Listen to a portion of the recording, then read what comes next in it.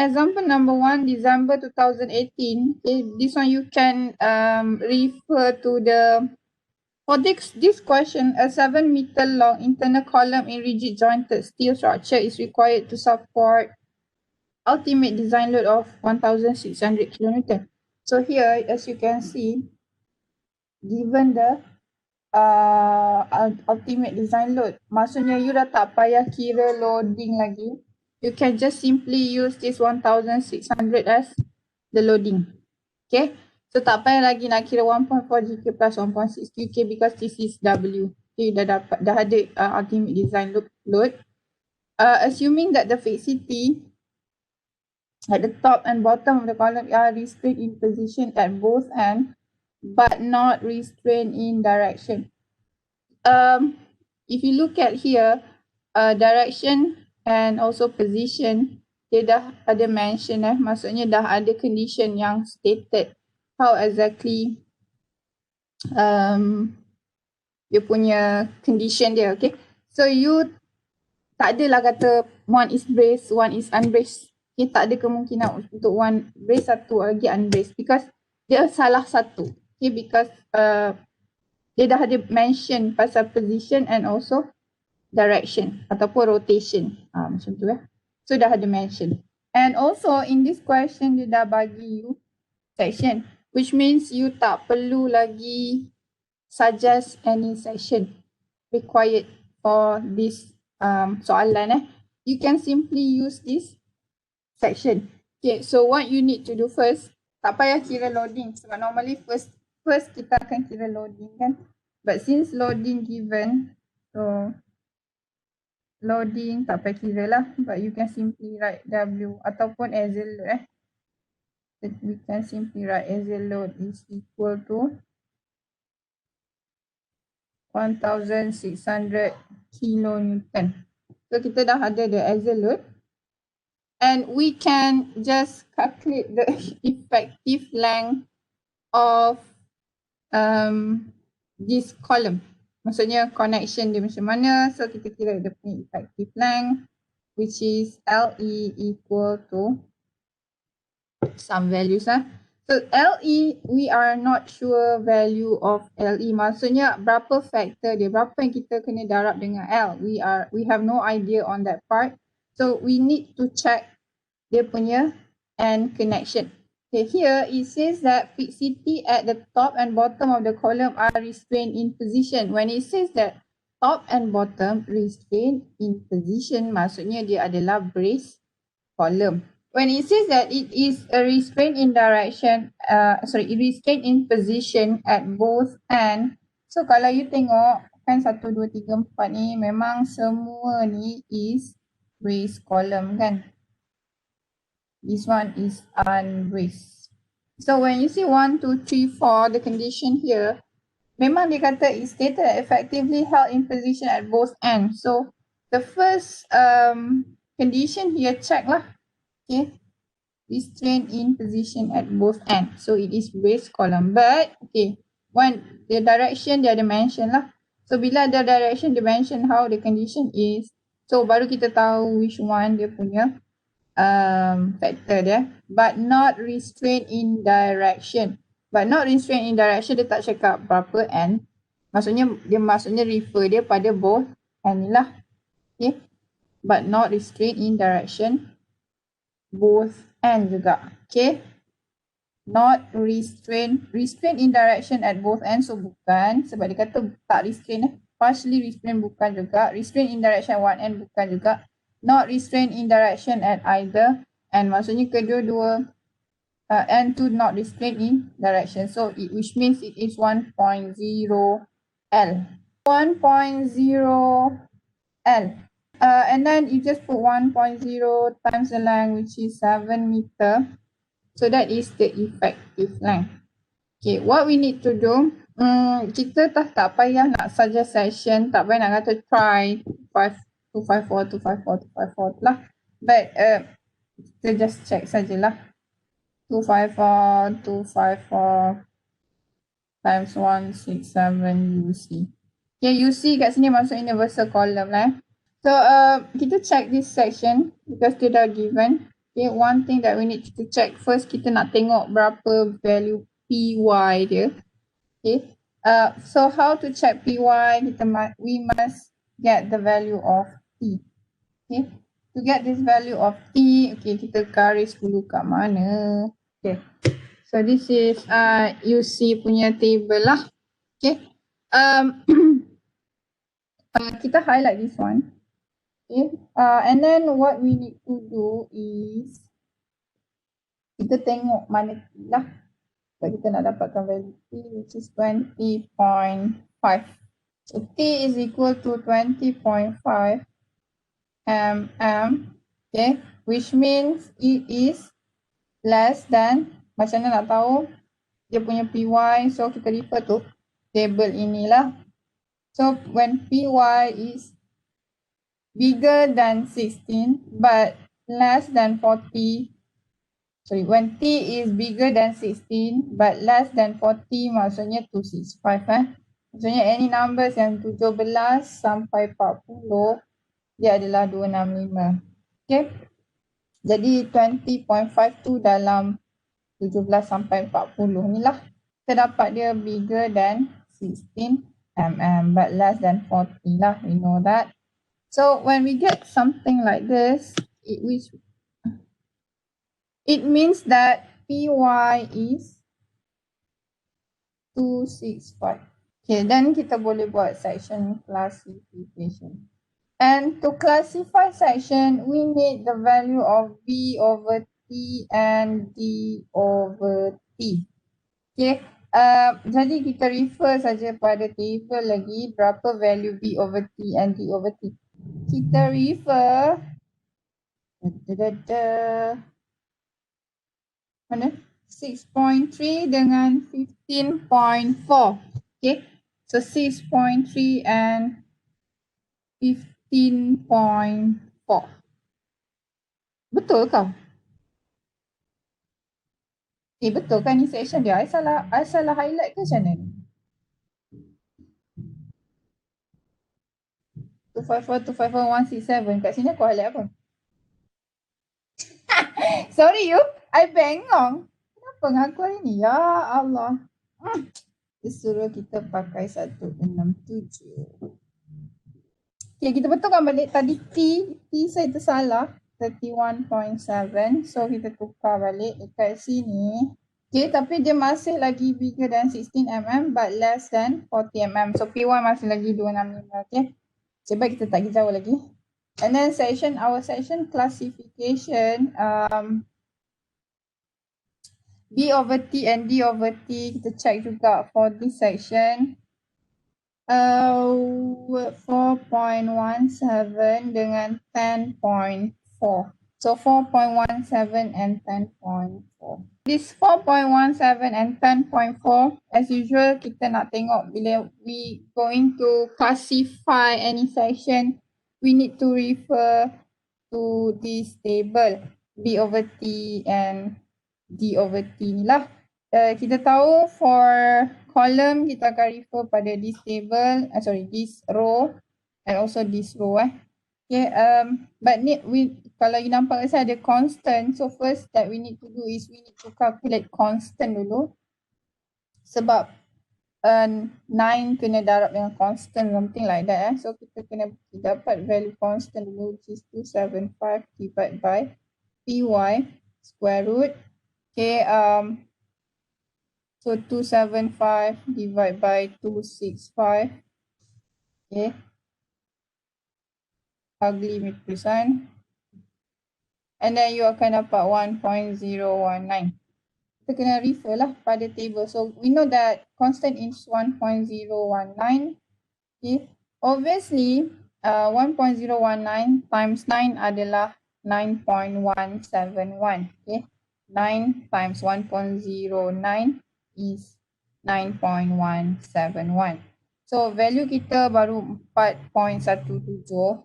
Okay, which is less than this 9 constant. 9 constant ini. Okay, jadi kita pun dapatlah this one is less than 9 constant. 9 constant ni adalah 9.171 Okay, 9 times 1.109. And then D over T kita akan compare dengan the one here. Okay. You akan tengok dua ni saja for column. B over T the first one, D over T yang bawah. But you nampak plastik ke compact ke semi compact ke semua sama, it is 40 constant. Okay, selagi dia masih lagi dalam 3 class of section ni, dia masih lagi bukan slender lah. So apa yang kita nak, kita just nak make sure dia bukan slender. It doesn't matter dia plastik ke, dia compact ke, dia semi compact, as long as dia bukan slender, kita boleh terus proceed kira. Why? Sebab if let's say kita dapat dia slender, means that dia punya formula akan jadi different masa you kira PC. PC tak sama calculation dia, so formula dia lain. Constant, which is 40.76 lah. Okay, you ambil je 1.019 times dengan 40, you akan dapat this value. And when we get something like this, which is less, okay, we know that the section is slender. After kita dah check the section classification, so kita boleh start nak kira the PC. Okay, PC which is bukan PC besar, PC kecil. PC kecil adalah compressive strength. For compressive strength, kita akan kira for XX and YY. So kita buat serentak lah, lebih senang kira. So first that we need to find when kita kira for XX and YY for compressive strength, we need the radius of gyration, which is Rx and Ry lah. Okay, jadi kita boleh terus check dalam our table UC table ini. Okay, we just check the radius of gyration for XX is 11.9 and for YY is 6.79. Ambil saja value ini, tapi noted that here it is in centimeter. Dia adalah dalam sentimeter, so apa-apa pun kita kena tukar dia into millimeter bila kita calculate slenderness ratio. Jadi kita akan convert later, never mind on that. So 11.9 and 6.79. Okay, tapi kalau kita convert dia, so dia akan jadi 11.9 mm. 119 mm lah. Ini 67.9 mm. And then kita kira the slenderness ratio. So slenderness ratio, we know the formula is LE divided by radius of gyration. Same goes for YY here. Ambil saja value LE yang you dah kira above, which is 7 meter. You dah dapat kat atas ni, mana dia? So this is the one you dah kira tadi. So 7 meter kita convert dia into millimeter juga. So 7 meter dia akan jadi 7,000 millimeter. So bagi 19 mm. And here also 7,000 mm divided by Ry, which is 67.9 mm. David Adam 58.824. Okay, betul 58.824. Frederick Kayi 103.093. Okay, thank you. Kita dah dapat value of slenderness ratio for XX and YY. Okay, what we need to do is kita kena cari dia punya compressive strength. Daripada table mana kita pun tak show sebab dia ada curve A sampai curve D. Okay, jadi kita akan kena tengok dari segi dia punya thickness. Inilah berkaitan dengan soalan saya semalam. Ya, ada macam-macam jawapan. Kita tengok thickness. So our thickness is the thickness of this section 254, 254, 167 UC ni, thickness saja adalah 31.7. Ini yang you tengok daripada UC table tadi, properties of section tu. Sama je, which is 31.7 mm. This is the table. So you just ignore the value 27 ni. Ini Perak yang buat table ni semua. Sebab dia provide this table dalam final question, final exam When kita punya thickness is tak sampai pun 40, 31.7 tadi, betul tak? If our T is 31.7, T is 31.7 So tak sampai pun 40 and kita punya section is roll H section, this one. Okay.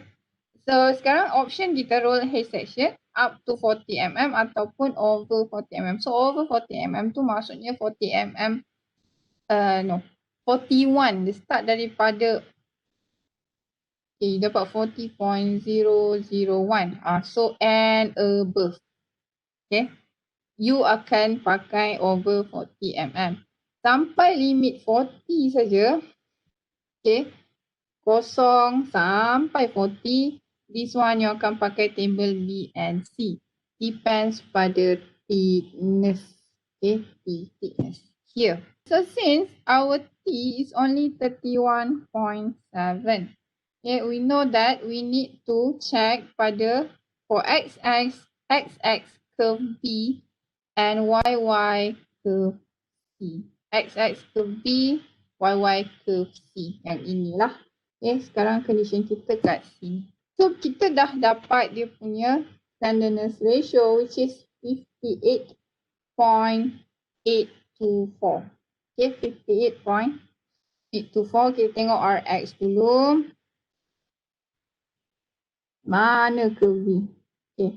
Slenderness ratio is 58.824.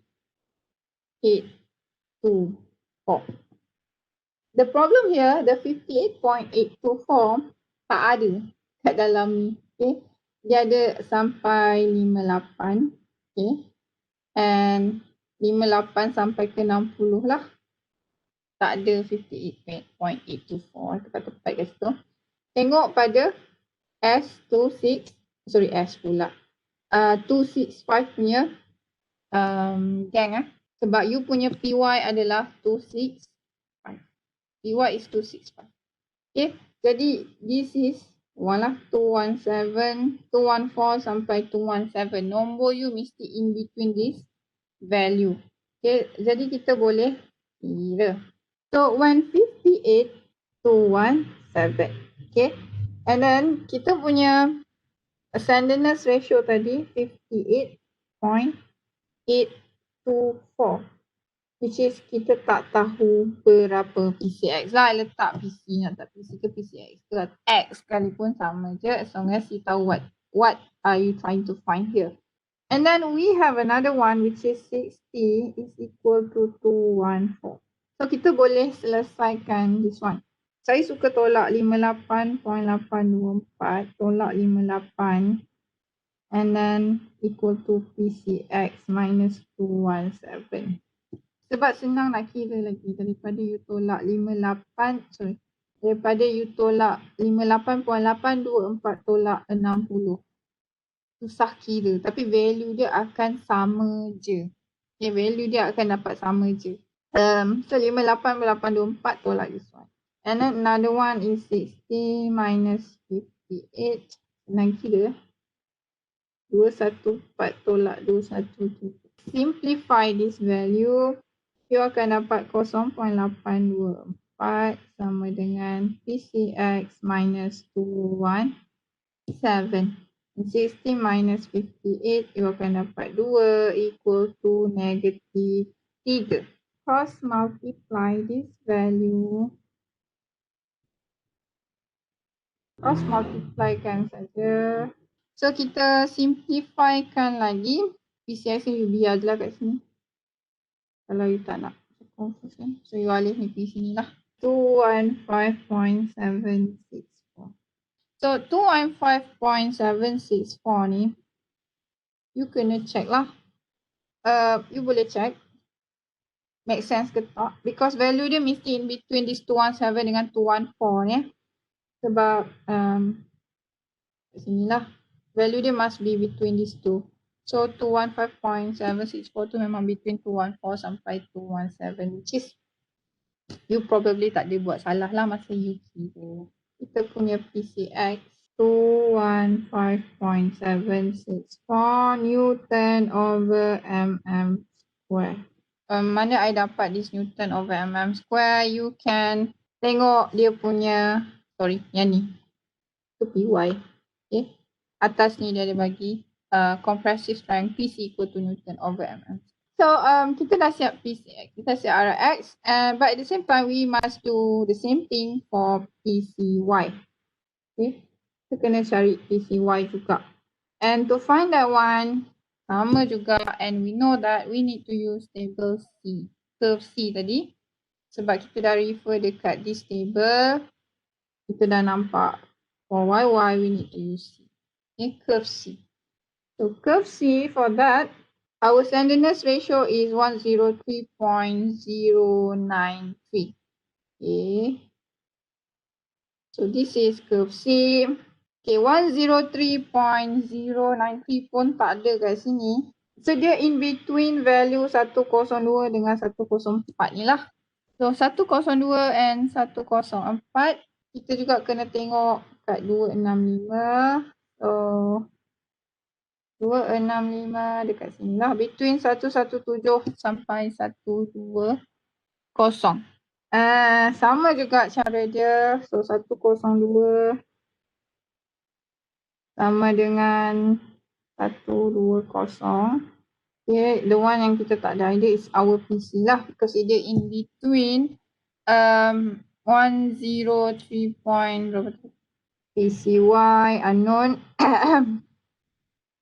Then 104 is equal to 11. Okay, so kita boleh kira. So 102 yang memudahkan kita, sama je. So I rasa kita tolak cara yang sama pun senang lagi.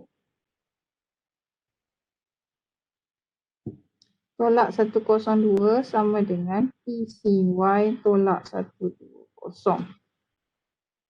Okay, and then 104 tolak 102 sama dengan 117 tolak 120. Simplifykan this value, 1.093 equal to PCY minus 120 and 2 equal to negative. So 117 tolak 120 is negative 3. So kita boleh cross multiply. Here I dapat negative 3. Tulisan dah berubah lantak lah dia. 279. Negative 3.279 and then equal to 2 PCY minus dengan negative 240. Okay, then we can get the value of PCY 361. So 118.361. Make sense ke tak? Okay, kita tengok dekat sini. So betul lah, dia in between 117 sampai 120. 118.361. Asalkan you tak refer table yang salah. So benda yang paling penting adalah you kena tahu table macam nak refer. So PCY here is Newton over mm. So once we are done here, we need to compare PCY dengan PCX, mana lagi rendah, mana lagi tinggi. Okay, to tell you the truth, sebenarnya memang selalunya Y yang weak. The weakest part of the section yang macam ini, okay, adalah Y dia. Okay. Y dia. Y memang the weakest. You akan memang dapat Y mesti lagi rendah daripada X. Tapi dah it is required for you to calculate both. Doesn't matter which side weaker. Okay.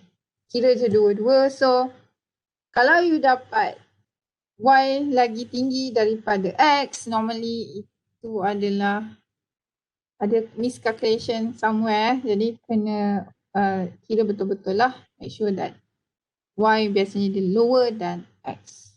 PCY is lower than X. And then kita compare, obvious PCY is lower, alright. And then kita kira PC besar ni, which is compressive resistance. PC equal to AG PC. PC AG, so AG is area of column atau area of section. Jadi this AG we can actually refer to the table again. Here it is 212. Okay, so 212 centimeter square. 212 centimeter square, which is sama juga dengan 2121 darab 10 darab 10 millimeter square. So 21,200 millimeter square. Then just put here 212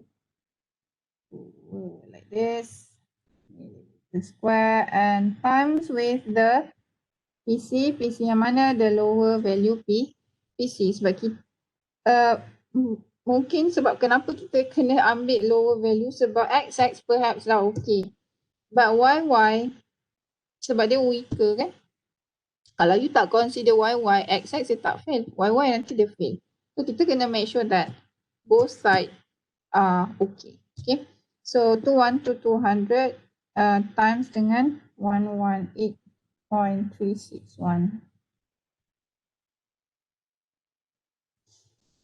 And you're going to get some values here. And then kita convert dia into kilonewton. So Elias, so you dapat 2,509.253 kilonewton. Okay. So 2,509.253. So okay or not? Tak tahu. Apa yang kita buat is kita kena compare with axial load given in the question which is 1,600. Axial load 1,600. So loading daripada tu adalah 1,600 tapi awak punya section boleh resist up until 2,000 lebih. Okay, which means okay lah. Okay, section awak okay lah, dia boleh resist more. Okay.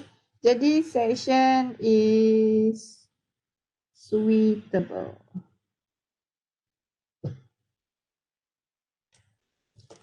Alright.